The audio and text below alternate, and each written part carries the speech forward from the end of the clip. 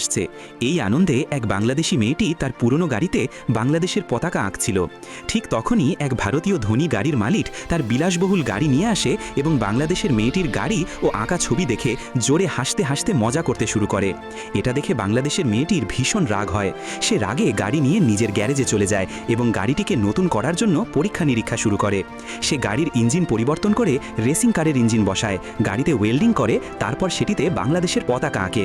কয়েকদিনের মধ্যেই তার গাড়িটি একদম নতুন রূপে তৈরি হয়ে যায়।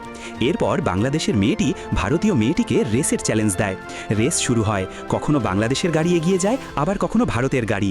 দর্শকেরা চিৎকার করছে, ভারতের দর্শকেরা বলছে আমাদের গাড়ি জিতবে, আর বাংলাদেশিরা বলছে আমাদের গাড়ি চ্যাম্পিয়ন হবে। শেষে দুই গাড়ি একসঙ্গে ফিনিশিং লাইনে পৌঁছে যায়, ফলে রেসটি টাই হয়ে যায়। এখন সিদ্ধান্ত তোমাদের। যারা ভারতের গাড়িকে জিততে দেখতে চাও তারা কমেন্ট করো, আর যারা বাংলাদেশের গাড়িকে জিততে দেখতে চাও তারা লাইক ও সাবস্ক্রাইব করো।